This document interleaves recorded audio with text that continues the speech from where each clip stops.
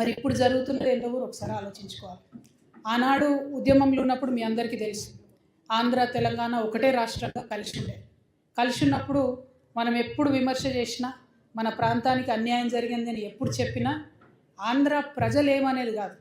ఎందుకంటే ప్రజలకు మధ్యలో ఎప్పుడు పంతాలు ఉండవు, పట్టింపులు ఉండవు, కొట్లాటలు ఉండవు. ఉల్టా ప్రజల మధ్యలో చుట్టరికాలు ఉంటాయి, అనుబంధాలు ఉంటాయి, రాకపోకలు ఉంటాయి, వ్యాపార వాణిజ్య సంబంధాలు ఉంటాయి.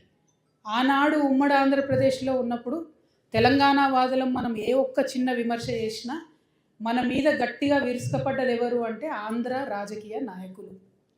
మరి ఇవాళ ఏం జరుగుతుంది?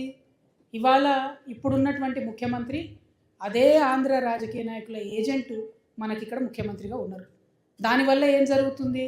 గత 10 ఏళ్లలో 12 ఏళ్లలో అంతకుముందున్న ప్రభుత్వం అధికారంలో ఉన్నప్పుడు ఏమైంది ఏం కాలేదని పక్కన పెడితే ఒక భయం ఉంటుండే, ఒక లైన్ దాటొద్దు, తెలంగాణ వాదాన్ని కించపరిచే విధంగా వ్యవహారం చేయొద్దు అనే ఒక భయం, ఒక కట్టుబాటు ఉండే.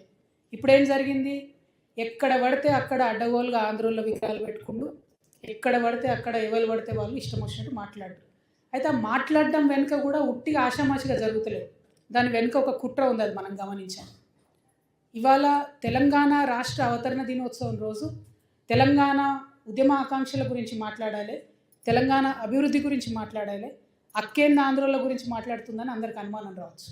కానీ తెలంగాణ ఉద్యమకారుల ఆకాంక్ష, తెలంగాణ ఉద్యమ ఆకాంక్ష మొట్టమొదటి వరుసలో ఏంటిది? మన అస్తిత్వాన్ని కాపాడుకోవడం, మన ప్రాంతాన్ని కాపాడుకోవడం, మన ఐడెంటిటీని కాపాడడం కోసం. ఇవాళ ఏం జరుగుతుంది? అక్కడ ఆంధ్రప్రదేశ్ రాష్ట్రం సపరేట్ అయ్యి మనలాగానే ఇవాళ 12 ఏళ్ళ నుండి 13వ సంవత్సరం వస్తుంది.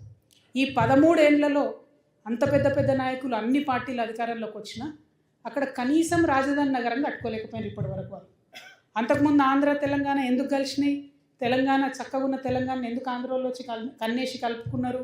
ఎందుకంటే ఇక్కడ రాజధాని బాగుంది కాబట్టి, కర్నూలులో మేము గుడారాలలో ఉంటున్నాం కాబట్టి మేము తెలంగాణలో కలవాలి, తెలంగాణతో కలుపుకోవాలని చెప్పి ఆనాడు మాట్లాడింది. ఇవాళ ఏం జరుగుతుంది? మరి 2 రాష్ట్రాలు అయిపోయినాక అక్కడ రాజధాని కట్టుకున్నారు వాళ్ళు? కట్టుకోలేకపోయారు. 2 పార్టీలు కూడా విఫలమైనవి. ఇప్పుడు ఉన్నటువంటి ఆంధ్రప్రదేశ్ ప్రభుత్వం ఏదైతే సంకీర్ణ ప్రభుత్వం ఉన్నదో, బీజేపీ, పవన్ కళ్యాణ్ గారు, టీడీపీ, వీళ్ళందరూ కేంద్రంలో వాళ్ళకు కొంత అధికారం ఉంది కాబట్టి ఏం చేసిండ్రు?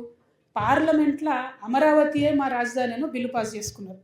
ఎంత విచిత్రం అంటే, భారతదేశంలో కేంద్ర ప్రభుత్వం పెత్తనం ఉండొద్దు రాష్ట్రాల విషయంలో అని మనం మాట్లాడుకుంటాం. కానీ అక్కడ ఏం చేసిరు? వాళ్ళు అసెంబ్లీలో తీర్మానం చేసుకోవాలి రాజధాని ఎక్కడని, తీర్మానం చేసుకోకుండా పార్లమెంట్లో తీర్మానం చేశారు. చేయంగానే ఏమైంది? అపోజిట్ ఉన్నటువంటి జగన్మోహన్ రెడ్డి గారు, మీరు ఈ తీర్మానం చేసిరు కరెక్టే, కానీ ఇందులో మావిగన్ అంటే మచిలీపట్నానికి, వైజాగ్కి, గుంటూరుకి అన్యాయం జరుగుతుంది కాబట్టి ఆ ప్రాంతాలను కూడా కలుపుకొని అక్కడ ప్రభుత్వ భూమి ఎక్కడుంది, మీరు అక్కడ రాజధాని చేయండి అని ఆయన పొలిటికల్ బాంబ్ వేసిండు వీళ్ళ మీద. ఏంగానే ఏమన్నారే, మేము ఇంత పార్లమెంట్ దాకా పోయి చట్టం చేసుకొని వస్తే ఈ పొలిటికల్గా మనకు లాభం దొరకలేదేంది, దీన్ని కన్ఫ్యూజ్ చేయాలి, ఆగం చేయాలి, ఆంధ్ర ప్రజల అటెన్షన్ డైవర్ట్ చేయాలి అంటే ఏం చేయాలి?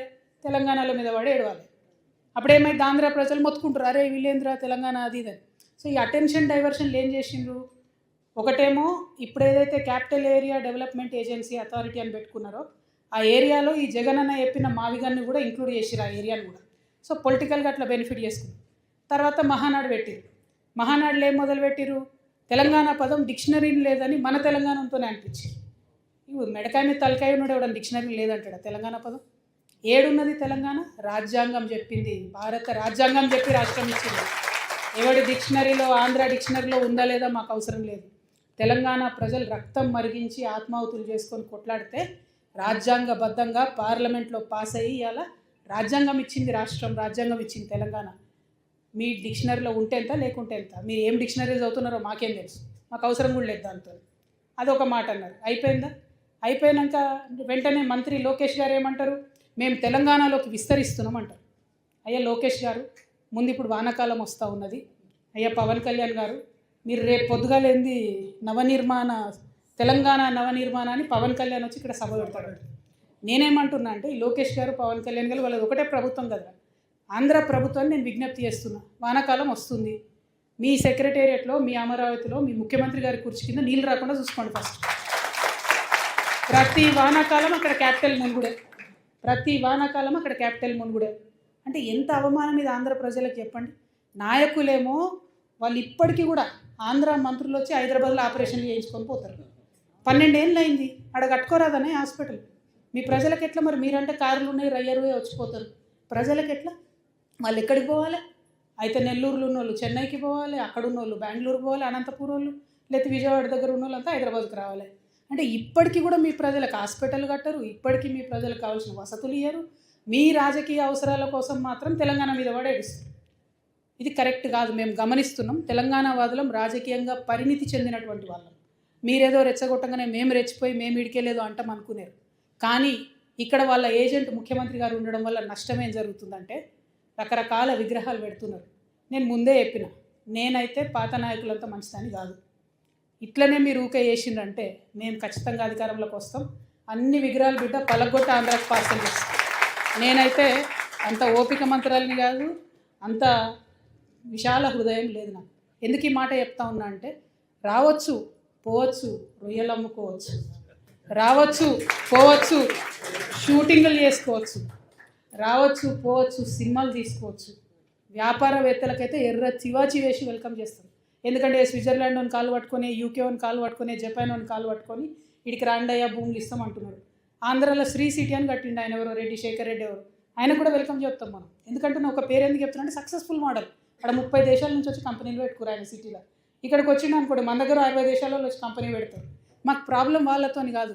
ప్రాబ్లం వల్ల వీళ్ళు వచ్చి మళ్ళా ఆంధ్ర రాజకీయ నాయకులు వచ్చి సెక్రటేరియట్లో గంట తిప్పుతామంటేనే మాకు ప్రాబ్లం. అది రానియం.